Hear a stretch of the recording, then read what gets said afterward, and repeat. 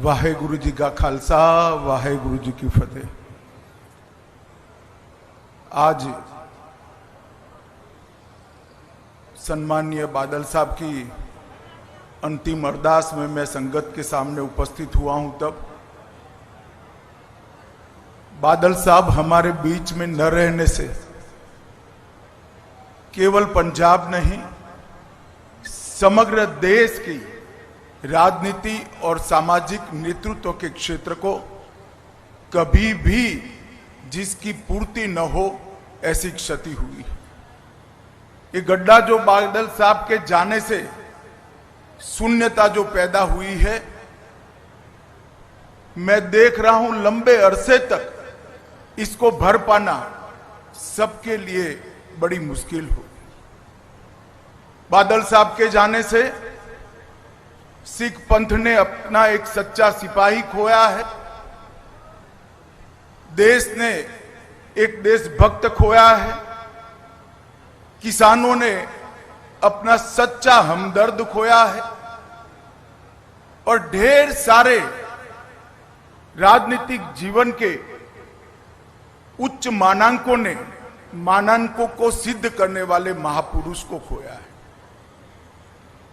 इतना लंबा सार्वजनिक जीवन, 70 साल का सार्वजनिक जीवन के बाद व्यक्ति चला जाए और पीछे कोई भी दुश्मन न हो, ऐसा अजात शत्रु जैसा जीवन बादल साहब के बिना कोई नहीं जी सकता।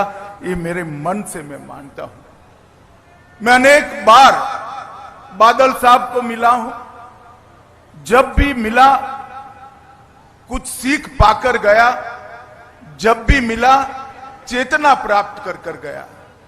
इन्होंने हमेशा सच्चा रास्ता दिखाने का प्रयास किया। दल तो हमारे दो अलग थे, परंतु हमेशा उन्होंने वो ही कहा जो मेरे दल के लिए भी सही था। इतनी पारदर्शिता के साथ राजनीतिक जीवन में सलाह देना ये महामानव के सिवा कोई नहीं कर सकता। पंजाब के लगातार विधानसभा में रहने वाले सदस्य, सबसे ज्यादा रहने वाले सदस्य बादल साहब रहे। सबसे ज्यादा चुनावी राजनीति में भारत में जनप्रतिनिधि रहने का रिकॉर्ड भी बादल साहब का है।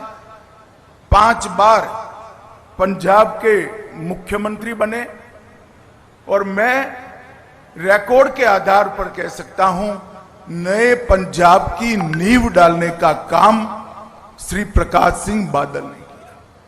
सरदार प्रकाश सिंह बादल के जाने के साथ ही भाईचारे का सरदार चला गया।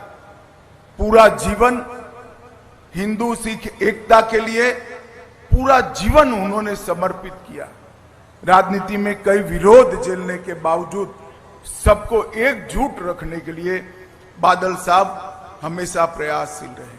अभी सरदार सुखबीर जी बता रहे थे, बादल गांव में मंदिर भी बादल साहब का बनाया हुआ है, मस्जिद भी बादल साहब की बनाई हुई है और गुरुद्वारा भी बादल साहब का बनाया हुआ है।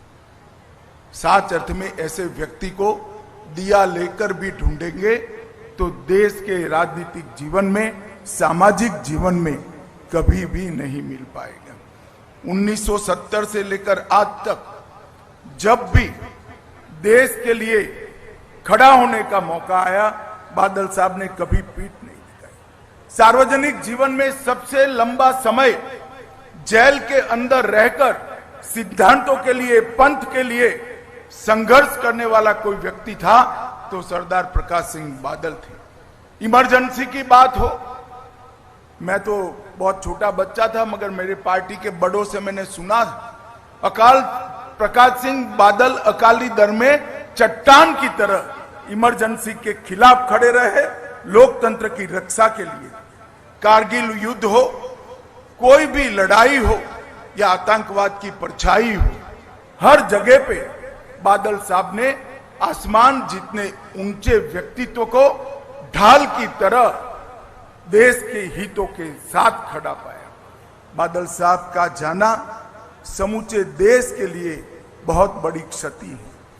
सिर्फ सरदार सुखबीर और बीबी हरसिमरत जी के लिए नहीं, पूरे देश के लिए क्षति है और मेरे जैसे सार्वजनिक जीवन के कई कार्यकर्ताओं के लिए भी ये अपूर्णीय क्षति है।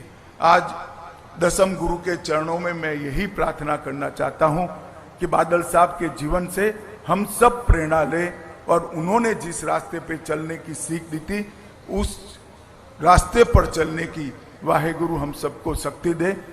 भाई सुखबीर बादल और बीबी हरसिमरत बहन को मैं इस अपूर्णीय स्थिति के लिए मन पूर्वक दुख व्यक्त करता हूं और बादल साहब के सारे अनुयायियों के लिए भी मेरे मन में जो भाव है इसको व्यक्त करने के लिए मैं आया हूं।